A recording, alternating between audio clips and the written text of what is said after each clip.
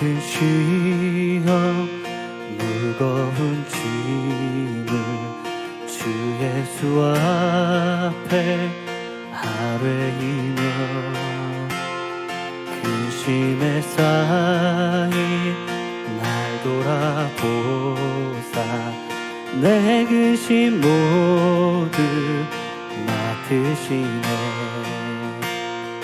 내 모든 괴로움 닥치는 환난 주 예수 앞에 아뢰이며 주께서 친히 날 구해 주사 넓으신 사랑 베푸시네. 무거운 짐을 나 홀로 지고 견디다 못해 쓰러질 때 불쌍히 여겨 구원해 주리 은혜의 주님 오직 예수. 내 짐이 점점 무거워진대. 주 예수 앞에 아뢰이며 주께서 친히 날 구해 주사 내 대신 짐을 져주시네. 무거운 짐을 나 홀로 지고 견디다 못해 쓰러질 때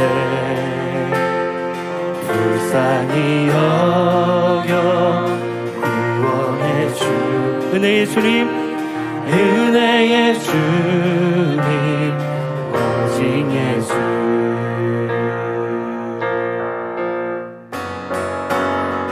마음의 시험 무서운 죄 주 예수 앞에 아뢰이며 예수는 나의 능력이 되사 예수는 나의 능력이 되사 세상을 이길 힘 주시네. 무거운 짐을 나 홀로 지고 견디다 못해 쓰러질 때 불쌍히 여겨 구원해 주리 은혜의 주님 오직 예수. 무거운 짐을 나 홀로 지고 견디다 못해 쓰러질 때 불쌍히 여겨 구원해 주리 은혜의 주님 오직 예수. 무거운 짐을 나 홀로 지고 견디다 못해 쓰러질 때 불쌍히 여겨 구원해 주리 은혜의 주님 오직 예수. 주 앞에 나와 제사를 드리네. 마음 열어 내 삶을 드리네. 주를 봅니다. 끝없는 사랑 날 회복시키네. 이제는 들어 주 보내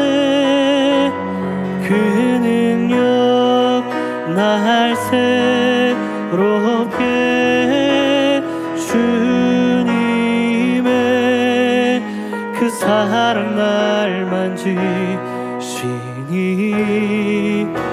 내 모든 두려움 사라지네. 폭풍 속에도 주 붙들고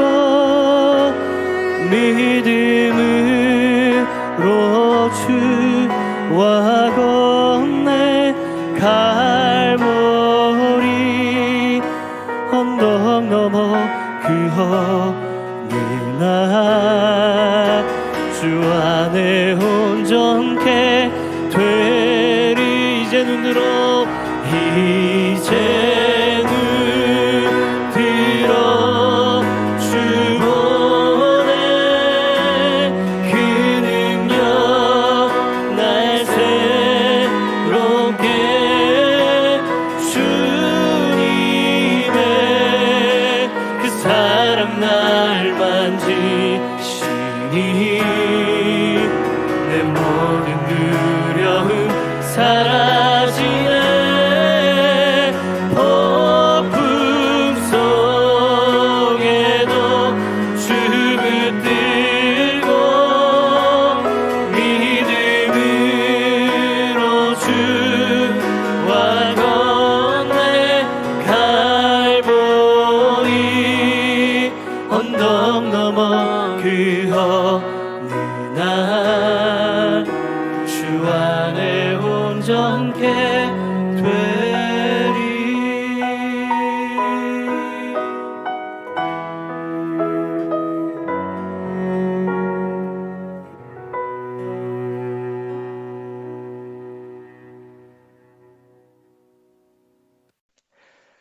오늘도 6.19 기도에 오신 한 분 한 분을 예수의 이름으로 환영하고 축복합니다. 오늘 본문 말씀 사무엘상 22장 11절에서 23절 말씀 읽겠습니다. 왕이 사람을 보내어 아히두베의 아들 제사장 아히멜렉과 그의 아버지의 온 집 곧 노베에 있는 제사장들을 부르매 그들이 다 왕께 이른지라. 사울이 이르되 너 아히두베의 아들아 들으라. 대답하되 내 주여 내가 여기 있나이다.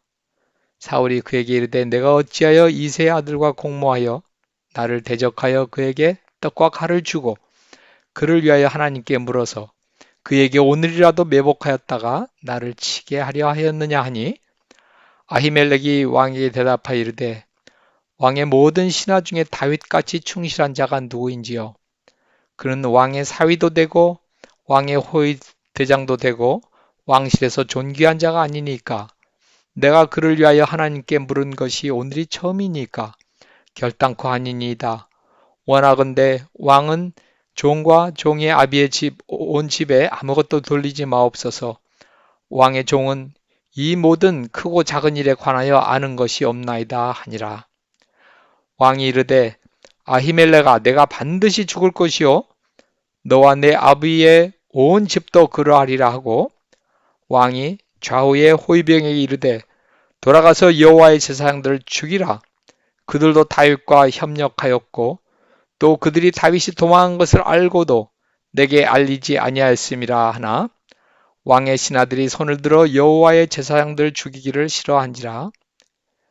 왕이 도액에게 이르되 너는 돌아가서 제사장들을 죽이라 하매 에돔 사람 도액이 돌아가서 제사장들을 쳐서 그날에 세마포 에봇 입은 자 85명을 죽였고 제사장들의 성읍 노베 남녀와 아이들과 젖 먹는 자들과 소와 나귀와 양을 칼로 쳤더라.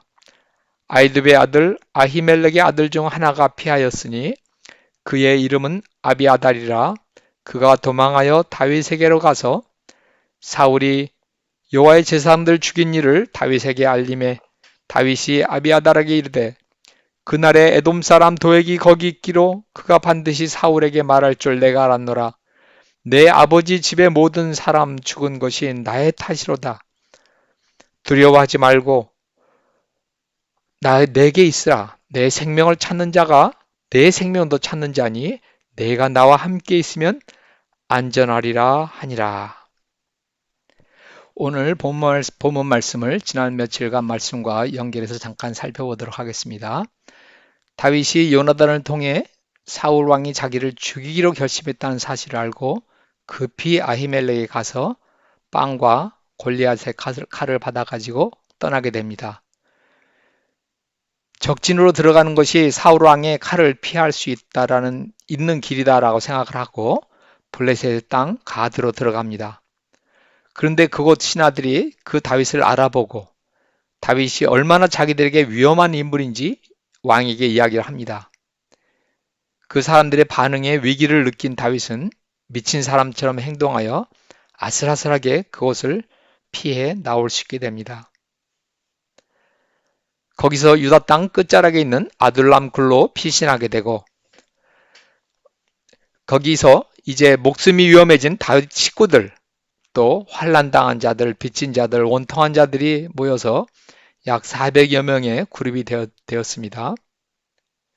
아버지의 안전을 위해서 아버지를 이웃나라 모압 왕에게 맡기고 그 후 선지자 갓이 다윗에게 유다 땅으로 들어가라는 말씀을 해주어서 다윗은 헤렛 수풀이라는 유다 땅으로 들어갑니다. 어찌 보면 사자굴로 스스로 들어가는 것과 같은 것이지만 하나님 말씀에 순종하여 그것으로 들어가게 됩니다. 그 소식을 들은 사울 왕이 자기 신하들을 추궁합니다. 너희들이 다윗과 공모하여 내게 다윗이 이 땅에 들어와도 알려주는 자가 없다고 말입니다. 그때 그 중에 있던 에돔 사람 도액이란 사람이 사울 왕에게 고자질합니다.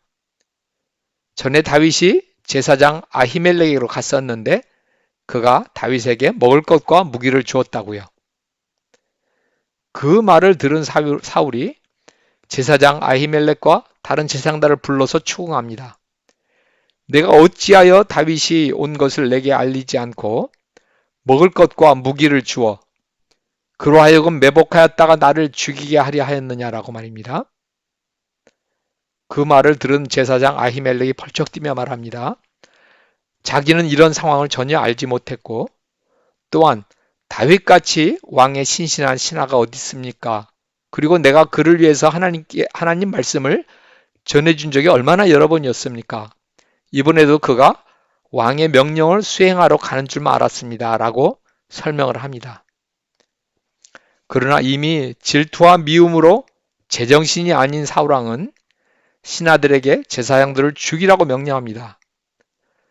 그러나 신하들이 하나님의 제사장들을 죽이는 것을 두려워하자 하나님을 모르는 에돔 사람 도액이 하나님의 제사장들을 죽입니다. 사울왕이 제사장들의 가족을 멸하게 하여 85명이나 되는 제사장 집안 사람들이 다 죽고 제사장의 성읍, 모든 남녀, 노소, 소, 나귀, 양들까지 다 죽입니다.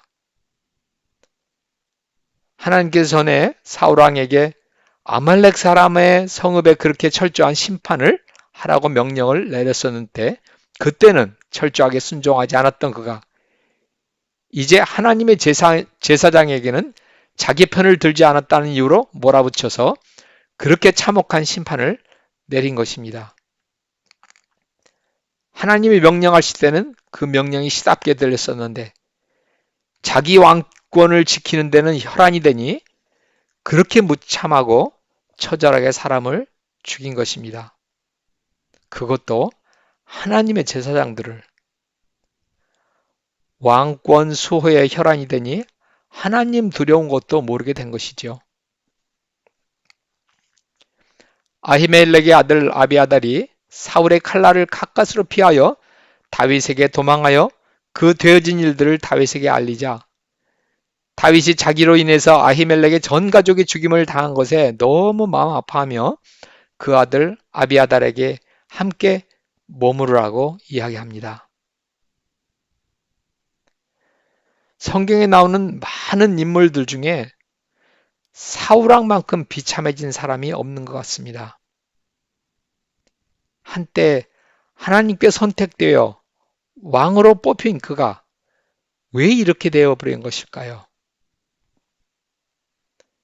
그 질문이 떠올라서 다시 한번 하나님께서 사울을 왕으로 택하실 때서부터의 스토리를 읽어보기로 했습니다.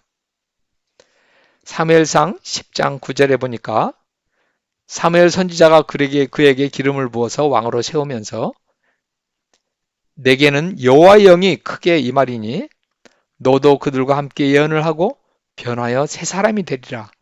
이 증거가 내게 임하거든 너는 기회를 따라 행하라. 하나님이 너와 함께 하시느니라 라는 말씀을 전해줍니다. 여기서 기회를 따라 행하라는 말씀은 상황을 따라 혹은 하나님이 인도하신 대로 하라는 말씀인 것이죠.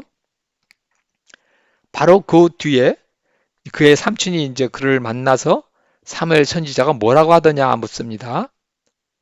그는 다른 이야기만 해주고 왕으로 기름 부음을 받았다는 것을 떠버려 자랑하지 않습니다. 10장 22절에 그를 왕으로 세우려 할 때 그가 숨었다고 되어 있습니다. 그뿐 아니라 27절에 그가 왕으로 정식 임명이 되었을 때 그를 못마땅해 하는 사람들이 비웃어서 이르기를 이 사람이 어떻게 우리를 구원하겠느냐 하며 예물을 드리지 않을 때도 사울 왕이 침묵을 지켰다고 되어 있습니다. 이 구절들을 보면 그는 참 겸손했던 것으로 보입니다. 그가 겸손했을 때 하나님께서 그를 왕으로 택하셨고 그에게 성령을 주셔서 그가 왕의 직임을 감당할 수 있도록 변화시켜 주셨던 것입니다. 이것은 야고보서 4장 6절 말씀과 비슷한데요. 하나님이 교만한 자를 물리치시고 겸손한 자에게 은혜를 주신다라는 말씀을 생각나게 합니다. 이사야서 57장에도 이런 말씀이 있습니다. 거룩하다 이름하는 이가 이와 같이 말씀하시되 통회하고 마음이 겸손한 자와 함께 내가 있다라고 말씀하십니다. 우리의 하나님은 겸손한 자와 함께 하시는 하나님이십니다. 11장에 보면은 사울왕이 큰 전승을 거두는 스토리가 나옵니다. 암몬 사람들이 길르앗을 쳐들어와서 길르앗 야베스 사람들이 호소하는 것을 듣고서 사울이 하나님의 영에 이끌려 대승을 거두게 됩니다. 그때 사울편 사람들이 사울에게 이야기합니다. 전에 사울이 왕이 되었을 때 이 자가 어떻게 우리를 구원하겠는가라고 빈정대던 자들 이제 그들을 끌어내서 죽이자고 말입니다. 그러나 사울이 그들을 말리며 하나님께서 승리를 주신 날에 사람을 죽여서는 안 된다고 말합니다. 자기를 반대하는 사람들을 품는 것, 그것이 겸손한 사람의 두드러진 특징 중에 하나죠.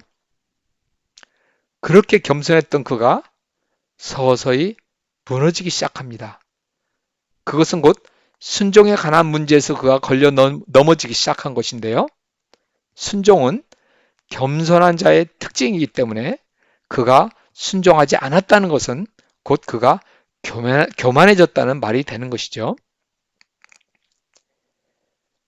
블레셋의 엄청난 군대가 쳐들어오게 되었습니다.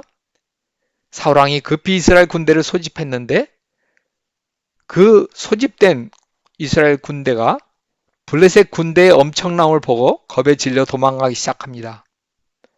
그런데 오기로 한 사무엘 선지자가 나타나질 않습니다.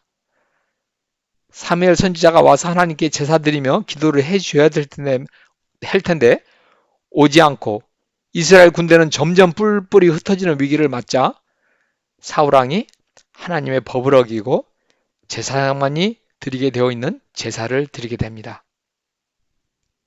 이것을 우리가 한번 생각해 보십시다. 하나님의 명령을 어기며 제사를 드려서 하나님의 도우심을 받겠다는 심리 말이에요. 하나님의 말씀을 어기며 제사 드리는 목적이 뭘까요? 제사라는 수단을 통해서 하나님의 호의를 따내겠다는 심리가 아닐까요? 마치 어떤 사람들이 헌금을 하면 하나님이 나를 도와주시겠지 하는 심리, 또 혹은 20시대에 새벽 기도에 가서 하나님께 기도하면 하나님이 붙게 해주시겠지라는 그런 것과 좀 비슷한 심리 아닐까요? 하나님을 감동시키려는 심리, 대상에 관계없이 자기가 원하는 결과만 따내려는 것인데 그것이 바로 우상 숭배인 것입니다. 우상 숭배는 하나님 앞에 가장 큰 교만의 죄입니다. 하나님 앞에 무릎을 꿇고 도움을 구하기보다는 하나님을 이용해서 자기 원하는 바를 이루려는 것인 것이죠. 이런 사울에게 하나님께서는 다시 한번 중대한 사명을 맡기십니다. 그것은 하나님께서 모세를 통해서 이스라엘 백성을 이집트에서 나오게 하실 때 하나님의 백성을 죽이려 했던 아말렉 백성을 천하에서 기억도 못하게 하시겠다고 말씀하셨는데 그 일을 사울 왕에게 가서 그들을 아끼지 말고 철저히 없애라고 그 소명을 주신 것입니다. 사울은 아말렉과 싸워서 이기고 이제 사람들을 진멸했지만 그러나 죽이기 아까운 짐승들은 살려서 데려오고 또한 아말렉 왕을 사로잡아 데려옵니다. 사무엘 선지자가 그에게 왜 하나님의 명령에 순종하지 않았는가 추궁하니 사울 왕이 변명합니다. 백성들이 자기가 아니고 백성들이 가장 좋은 것을 하나님께 제사하려고 가축들을 끌어왔다고 말입니다. 그럴 때 사무엘 선지자가 이야기합니다. 순종이 제사보다 낫고 듣는 것이 수양의 기름보다 나으니 이는 거역하는 것은 점치는 죄와 같고 완고한 것은 우상에 절하는 죄와 같다고 말입니다. 불순종이 점치는 죄, 우상을 섬기는 죄와 같다고 말씀하고 있습니다. 하나님의 말씀을 우습게 하는 것이 가장 큰 교만이라고 믿습니다. 비록 사람들 앞에서 겸손해 보이는 사람이라 할지라도 하나님의 말씀을 우습게 한다면 그것은 가장 큰 교만입니다. 이렇게 사울 왕이 교만 때문에 하나님을 떠나자 찾아온 것은 마귀였습니다. 마귀는 그에게 계속 다윗에 대한 질투심을 부추기고 자기 왕권에 대한 집착을 부추기므로 거기에 속아 넘어간 사울은 점점 더 깊이 마귀의 지배하에 들어가서 마침내는 오늘 본문에 나오는 말씀처럼 하나님의 제사장을 몰살시키는 참극을 벌인 것입니다. 죽이라고 했던 아말렉은 살려두고 순종하고 따라야 할 제사장들은 몰살을 시키는 어처구니 없는 죄를 범한 것이죠. 그런데 그럼에도 불구하고 그 후로도 하나님께서는 사울이 다윗의 손에 죽을 수도 있는 그런 상황들을 통해서 그에게 회개할 기회를 더 주십니다. 그러나 그는 잠깐 인간적으로 뉘우칠 뿐 결국 하나님께 무릎 꿇지 않고 그리하여 최후에는 비참한 마지막 죽음을 맞게 됩니다.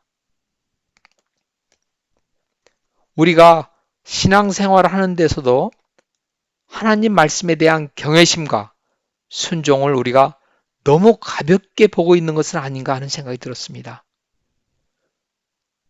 동시에 정말 우리의 힘으로는 신앙생활을 할 수 없는 우리의 연약함을 깨닫지 못하고 기도 없이 신앙생활을 하겠다는 교만한 나의 모습을 보게 되었습니다. 정말 너무너무 위험한 생각들입니다. 우리는 우리도 모르는 사이에 사울처럼 되어버린다는 무서운 사실을 알고 기도하는 겸손한 자가 돼야 되겠습니다. 마귀는 계속 우리 중심성을 부추깁니다. 그러나 하나님께서는 하나님께 무릎을 꿇는 자에게 은혜를 베푸신다고 말씀하셨습니다. 이 시간에 같이 기도하는 시간을 갖도록 하겠습니다. 우리가 간절히 성령의 도우심을 구하며 하나님을 경외하고 순종하는 우리가 되게 해달라고 기도하십시다. 우리도 모르는 사이에 우리가 사울처럼 되어버린다는 무서운 사실을 알고 기도하는 겸손한 자가 되게 해달라고 기도하십시다. 이 사순절 기간 동안 예수님의 겸손한 발자취를 따르는 우리가 되게 해달라고 기도하십시다.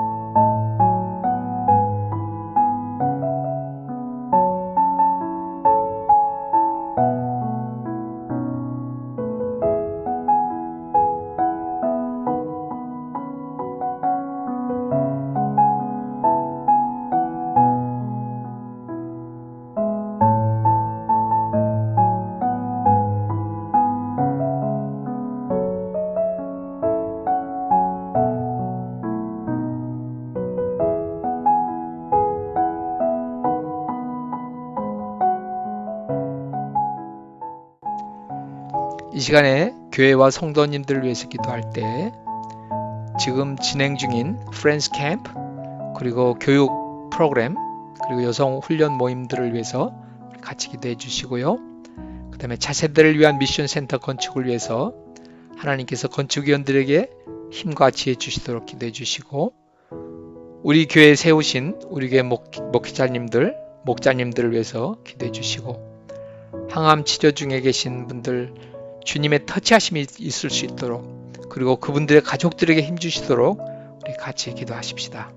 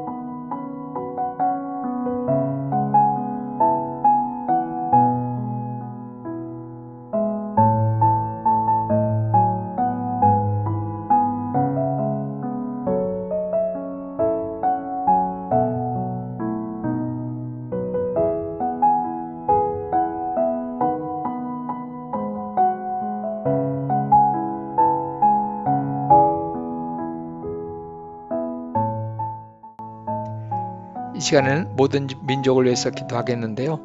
지금 현재 고통 중에 있는 터키와 시리아의 지진 피해자들을 위해서 크리스찬들이 하나님의 사랑을 보여줄 수 있도록 우리 기도하십시다.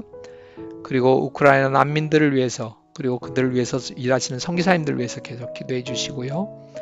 우리 교회 난민 사역을 통해서 난민들이 예수님 안에서의 삶의 안정과 또 신앙의 성장을 이루어갈 수 있도록 기도해 주시고, 지금 준비하고 있는 여러 단기 선교팀들의 훈련과 사역을 위해서 기도해 주시기 부탁드립니다.